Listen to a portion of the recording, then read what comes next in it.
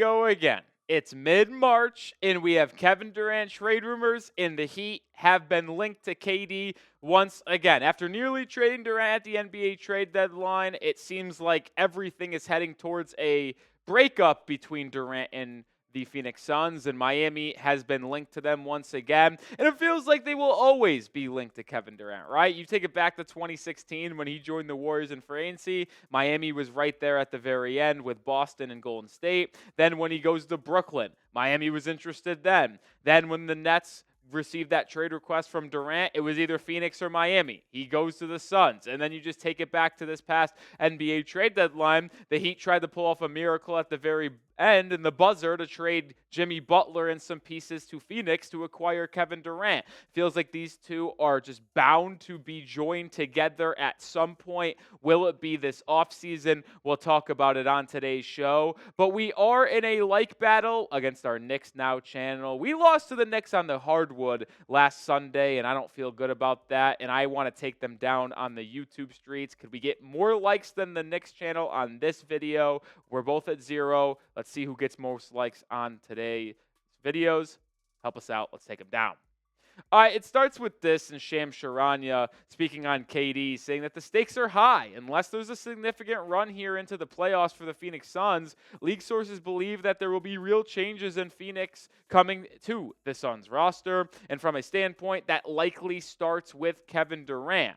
And when you want to just start with that first part of stakes are high, they need to make a run.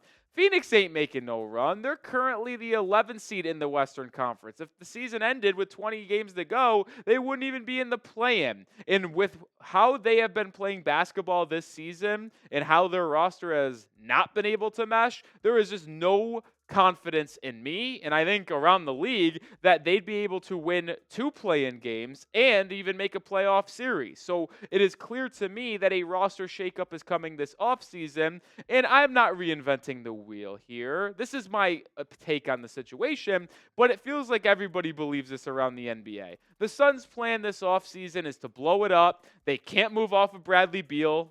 Brutal contract by them. Luckily, Joel Embiid's contract is somehow worse at this point, so it's not the worst in the NBA. But I think they're going to end up trading KD to retool around Devin Booker with young players in that trade package with Durant, plus some NBA draft capital. And what it could look like for Kevin Durant being dealt, well, Charania also shared some information on how that could look. Sham said that Kevin Durant and the Suns are expected to work together to trade him to a contender this offseason. And that's such an interesting kind of word usage there. Is it going to be a true top-tier contender? Is it going to be a team that he can make a contender? That's the intriguing aspect, and that's where the Miami Heat might come into play. But with Durant being linked to the Heat so often, I just want to get your thoughts on the matter. I know we talked about it around the trade deadline, but I want to rehash it right now.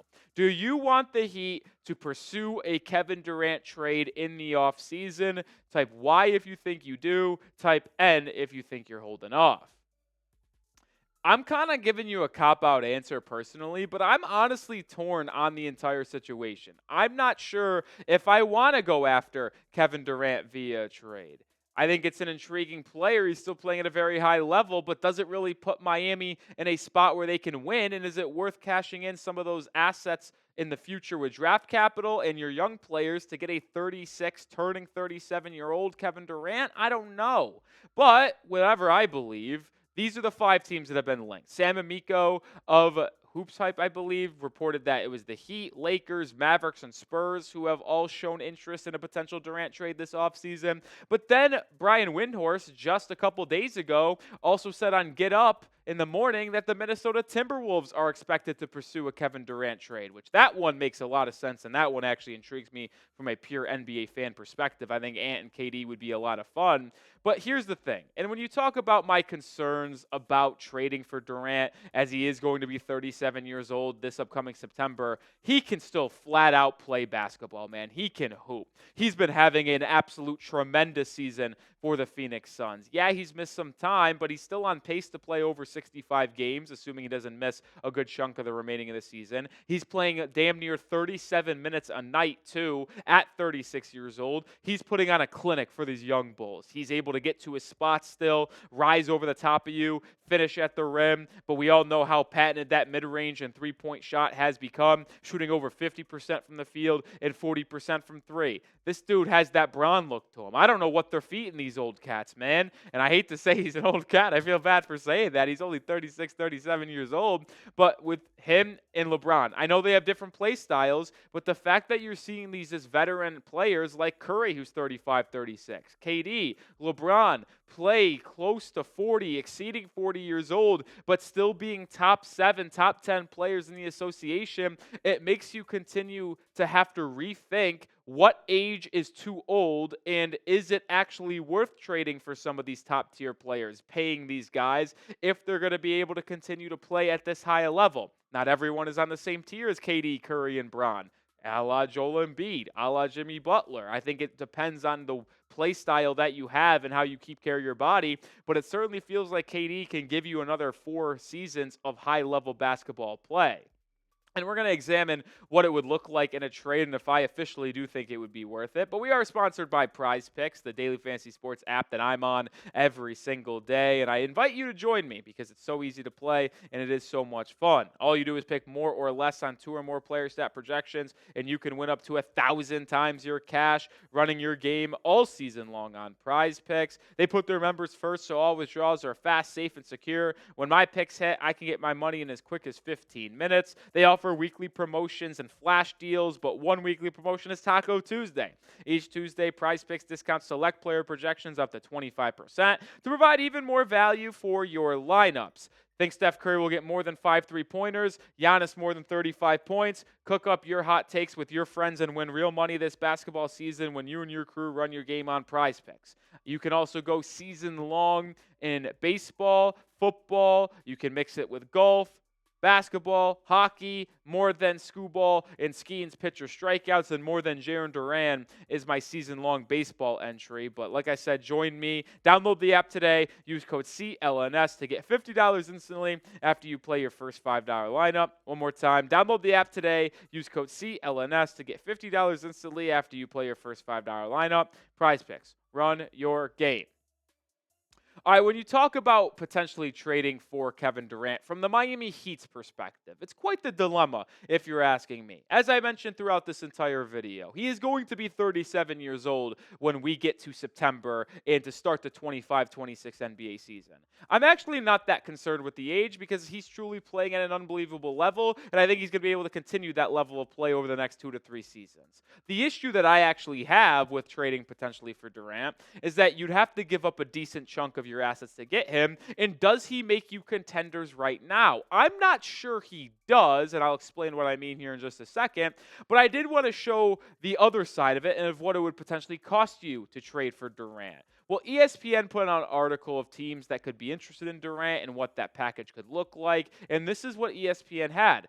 I didn't want to share it was a multi-team deal, and I didn't think it was important what the Suns got or the third team got, but in just generalization of Miami, in that deal, they were giving up Jovic, Andrew Wiggins, Duncan Robinson, 2 first-round picks, plus multiple first-round pick swaps to get Kevin Durant. KD is a generational basketball player. He's playing at an elite level, as I've said throughout today's episode.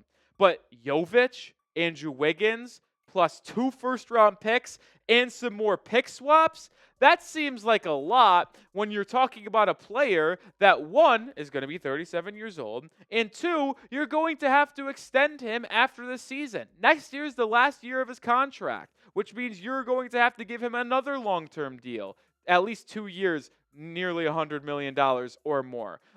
So you have to factor that into what you're trading for because you're going to have to also account for that big contract you're giving them, which is why I think that package that ESPN shared, in my opinion, is too much to offer. And maybe some other teams would be willing to offer that level of package to get Kevin Durant, but based off where the Miami Heat are in their current roster construction, I do not view that as a good investment and a good use of their assets at this point. and I'll talk more about Durant trade rumors here, but make sure you are subscribed because we cover all Miami Heat news and rumors. We go live for almost every game. Not going to be live for tonight's game against the Chicago Bulls, getting prepped for NFL free agency, but we were live this past week. We'll be live for a couple games this upcoming week as well, so hit that sub button. When I talk about what I would be willing to offer for Kevin Durant, because I don't want to crap on ESPN's package and not have what I would offer. This is what I'd be willing to offer. And if it's not enough, it's not enough. It is what it is. We move on because he is going to be 37. I would offer Jovic. I would also offer Jaime Jaquez Jr. You will have to offer some sort of salary, and I think Terry Rozier actually fits that mold pretty well instead of Andrew Wiggins. Yeah, Wiggins has another year on his contract, a player option for the 26-27 season. But that's why I think Rozier is more desirable. $26.6 million, an expiring deal. So Phoenix could take that on, lose him after the season, or flip that at the deadline as an expiring contract. And I would be willing to offer just one first-round pick plus pick swaps. Remember, the Heat will have 3 tradable firsts at the deadline. The Warriors in the offseason, Warriors 2025 first plus the 2030 pick and 2032 pick. And the reason why I'd be willing to offer this instead of what was just offered is, well, I don't want to trade 2 first-round picks for KD, but I'd also rather keep Andrew Wiggins with that group, and I would rather dispose Jaime Jaquez Jr. I think Jaquez has had a decline second year. He's regressed. There's no debating that. And maybe the Suns view it that way, but also if you're viewing a long-term build in Phoenix, it might make more sense to acquire someone younger in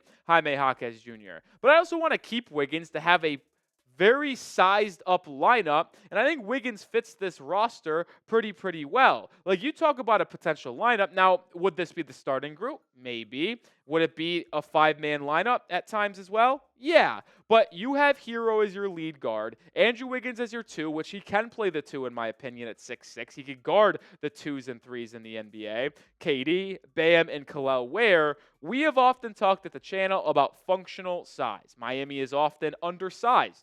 And Eric Spoelstra can be blamed for that. The roster construction could be blamed for that. But if he has that group to play with, you have so much ability to defend, to switch everything. It'd be hard to defend Miami as well because Tyler Hero becomes your smallest player. He's 6'5", 6'6". Andrew Wiggins is right there, 6'6", 6'7", but he's got that long wingspan and he knows how to work inside. I think that would be a very intriguing 5-man lineup. You'd be questioned about the spacing with Wiggins' three-point shooting, but with Bam continuing to improve at a three-point shooter as we've seen since the All-Star break, maybe that becomes something Miami would be much more interested in.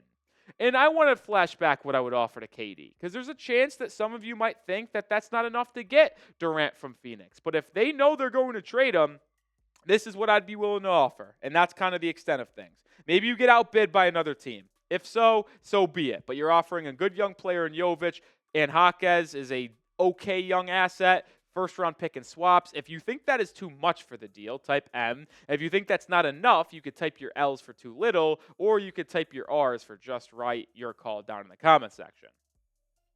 But I am still a little bit hesitant of even making that deal if you're the Miami Heat. Because to me, if you execute that exact trade, say you offer the 2025 first-round pick from Golden State, you keep your future assets in 2030 and 2032, you trade off Jovic, Jaquez, and you have that 5-man lineup that I talked about with Highsmith, with Larson, with Kashad Johnson, Duncan Robinson coming off of the bench.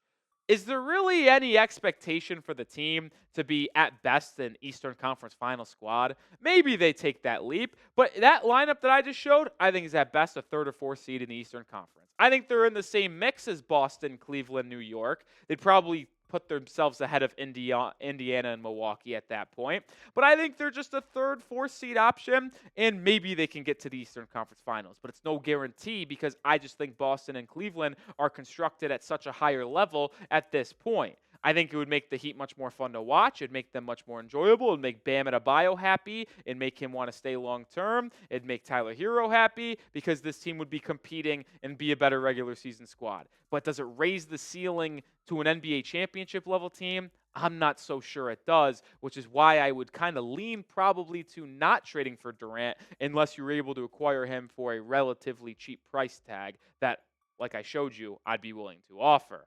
All right, that will do it for today's episode. Like I said, make sure you are subscribed because we're continuing to bring you content daily on the Miami Heat, whether it's short form content, live shows on game days, videos like this one. Hit that sub button because we'll have you covered for the rest of the season. We're also your #1 spot for Heat news and rumors in the offseason.